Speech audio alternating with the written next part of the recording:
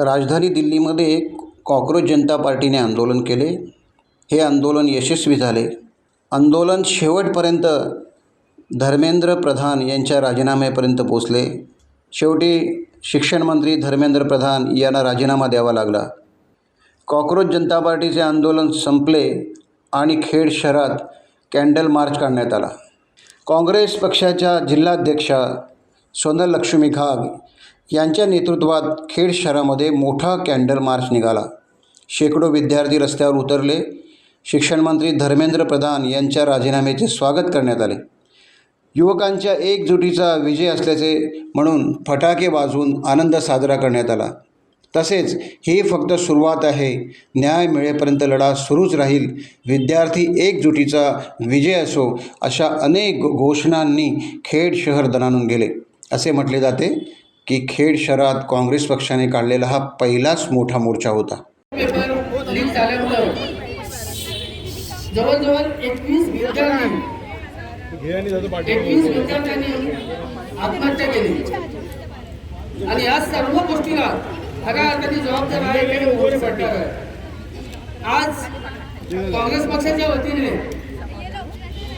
आम्ही कॅन्डल मार्चचा कार्यक्रम आयोजित केला आणि हा 21 विद्यार्थ्यांना ज्यांनी आत्महत्या केली त्यांना खऱ्या अर्थाने आम्ही आज श्रद्धांजली आम्ही देत आहोत काँग्रेस पक्षाच्या वतीने. आज डॉक्टर बाबासाहेब आंबेडकरांच्या पुतळ्याशेजारी आम्ही सर्व आपण उपस्थित आहोत.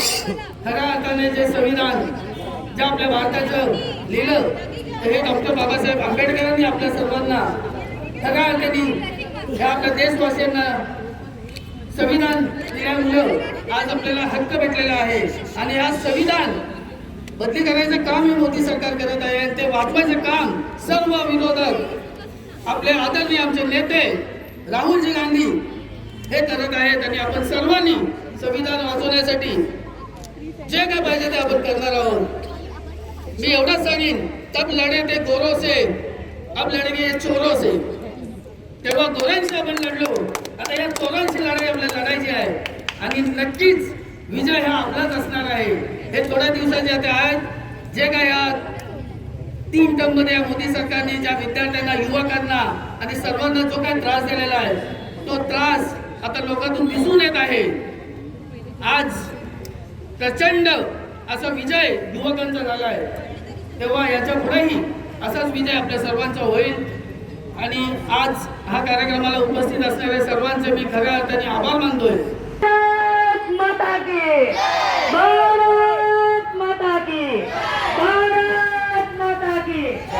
इन्क्लाब, इन्क्लाब, इन्क्लाब. संविधान बचाओ, संविधान बचाओ. जब मोदी करता है, पुलिस को आगे करता है. देश का नेता कैसा हो? राहुल गांधी जैसा हो. भारत माता की जय. हमारा नेता कैसा है? राहुल गांधी जैसा हो. जब मोदी डरता है, पुलिस को आगे करता है. जब मोदी डरता है, पुलिस को आगे करता है. इन्कलाब जिंदाबाद, इन्कलाब जिंदाबाद. देश का नेता कैसा हो?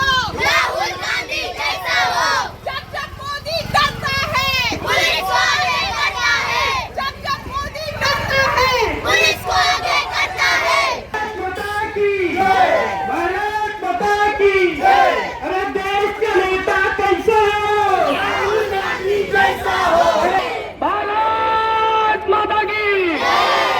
इन्कलाब जिंदाबाद, इन्कलाब जिंदाबाद, इन्कलाब जिंदाबाद. डॉक्टर बाबासाहेब आंबेडकरांचा, डॉक्टर बाबासाहेब आंबेडकरांचा. आज विद्यार्थ्यांचा खऱ्या अर्थाने ऐतिहासिक विजय झालेला आहे. आज विद्यार्थ्यांची ताकद काय, युवकांची ताकद काय रस्त्यावरती उतरल्यानंतर ते या मोदी सरकारला समजलेलं आहे. आज या मोदी सरकारने जेवढा अन्याय आज विद्यार्थ्यांवरती करत आहेत त्याचा पाठपुरावा आणि त्याला लागणारी जेवढी विरोध करायचा आहे ते आमचे आदरणीय नेते राहुलजी गांधी हे रस्त्यावर उतरून संसदेपर्यंत नक्कीच करतील याचा विश्वास आम्हाला आहे. आणि याच्या पुढे जर चुकीचे निर्णय हे सरकार मोदी सरकार घेत असेल तर त्याला वेळोवेळी थांबवायची ताकद ही विरोधात आहे हे दाखवून दिले आहे. आणि पुन्हा एकदा विद्यार्थ्यांच्या सर्वांचा मी आभार मानतो आणि अभिनंदन करतोय ते चांगल्या प्रकारे आजचा आपला हा मोर्चा आपण आयोजित केला आहे. आणि खास मी धन्यवाद आमच्या जिल्हाध्यक्ष मॅडम तसेच आमचे तालुका अध्यक्ष अजिमभाई असतील, आमच्या तालुक्याच्या महिला अध्यक्ष जसलाईट मॅडम किंवा तांबे मॅडम आमच्या सीमाताई असे सर्व या लोकांनी मेहनत घेतली. तसेच फैसल देसाई व इतर सर्व आणि आलेले सर्व पदाधिकारी तसेच सर्वांचे मी आभार मानतो. टाइम्स डिजिटलला लाईक करा, शेअर करा, सबस्क्राईब करा आणि बेल आयकॉन दाबायला विसरू नका. Times digital.